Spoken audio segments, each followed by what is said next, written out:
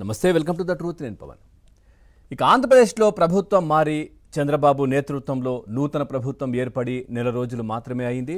అయినా తెలుగు తమ్ముళ్ళు ఆవేశపడిపోతున్నారు. ఇక చంద్రబాబులో ఏం మార్పు ఆశిస్తున్నారో తెలియదు అంటూ కూడా ఇక అధికారుల పోస్టింగ్ల నుంచి ప్రతి చిన్న విషయానికి సోషల్ మీడియా వేదికగా పోస్టులు పెడుతున్న పరిస్థితిని ఇక గత జగన్మోహన్ రెడ్డి ప్రభుత్వంలో జరిగిన అరాచకాలకు తక్షణ శిక్షలు వేయాలని, అప్పట్లో ప్రభుత్వానికి సహకరించిన అధికారులందరినీ పక్కన పడేయాలని వారు కోరుకుంటున్న పరిస్థితి. ఇక ప్రజాస్వామ్యంలో ప్రభుత్వ వ్యవహారాలకు కొన్ని మార్గదర్శకాలు ఉంటాయి. అయితే జగన్ రెడ్డి హయాంలో ఈ మార్గదర్శకాలు అన్నిటినీ తుంగలో తొక్కి పగా ప్రతీకారాలకు అధిక ప్రాధాన్యత ఇవ్వడంతో అప్పుడు బాధితులుగా ఇబ్బందులు పడిన వారందరూ ఇప్పుడు చంద్రబాబు ప్రభుత్వం కూడా అదే బాటలు నడవాలని కూడా కోరుకుంటా ఉన్నారు. ఇక జగన్ రెడ్డి ప్రభుత్వంలో జరిగిన దురాఘాతాలలో భాగస్వాములైన అధికారులందరినీ శిక్షించాలని కూడా వారు కోరుకుంటున్న పరిస్థితి. అయితే సీఎం చంద్రబాబు మాత్రం ప్రతి ఒక్కరూ సంయమనం పాటించాలంటూ కూడా కోరుతా ఉన్నారు. ఇదే ఇక పూర్తిగా కూడా రాష్ట్రంలో చర్చ జరుగుతున్నటువంటి పరిస్థితులు అయితే కనిపిస్తూ ఉన్నాయి. అట్లాగే పూర్తిగా అంటే దాదాపుగా 37 మంది ఐఏఎస్లను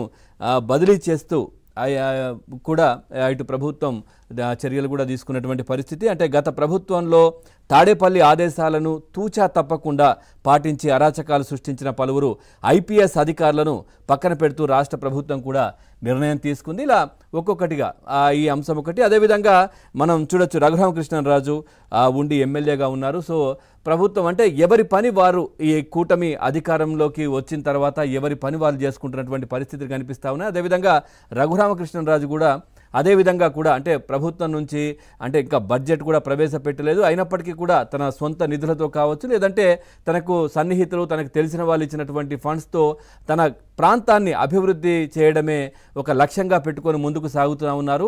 సో పూర్తిగా కూడా ఆ గ్రామంలో తిరుగుతూ అంటే ఉండి నియోజకవర్గంలో తిరుగుతూ అక్కడ బడులు కావచ్చు, గుడులు కావచ్చు, పూర్తిగా వాటి అభివృద్ధి కోసం కూడా ఆయన పాటుపడుతున్న పరిస్థితి. అదేవిధంగా గతంలో జగన్మోహన్ రెడ్డి హయాంలో రఘురామకృష్ణరాజు గారిని ఎంత ఇబ్బందులకు గురి చేశారు, ఎంత టార్చర్ పెట్టారో, కస్టోడియల్ టార్చర్ కూడా మనం చూసాం. సో దానికి సంబంధించి కూడా అప్పుడు ఎన్నో ఫిర్యాదులు చేసినప్పటికీ కూడా తీసుకోలేదు. తర్వాత ఈ కూటమి ప్రభుత్వం అధికారంలోకి వచ్చిన తర్వాత ఆయన ఫిర్యాదు చేయడం జరిగింది. సో దానికి సంబంధించి కూడా పోలీస్ స్టేషన్లో కూడా ఎఫ్ఐఆర్ కూడా నమోదైన పరిస్థితి కనిపించింది. అదేవిధంగా కూడా మరి ఇంతకాలం తర్వాత ఇప్పుడు ఎఫ్ఐఆర్ వేయడం ఏంటి అంటూ కూడా అటువైపు నుంచి ప్రశ్నలు వస్తూ ఉన్నాయి. దానికి మరి సాక్ష్యాలు అప్పుడు ఆ ప్రభుత్వం ఉంది, కక్ష సాధింపు చర్యల్లో భాగంగా ఎక్కడికి వెళ్ళినా కానీ ఎఫ్ఐఆర్లు తీసుకున్నటువంటి పరిస్థితులు కనిపించలేదు. ఈ నేపథ్యంలో మొన్న ఈ అంశానికి సంబంధించి కూడా ఆయన మాట్లాడారు. ఒకసారి ఆ బయట చూసి ఆ తర్వాత నేరుగా ఆయనతోనే మాట్లాడే ప్రయత్నం చేద్దాం.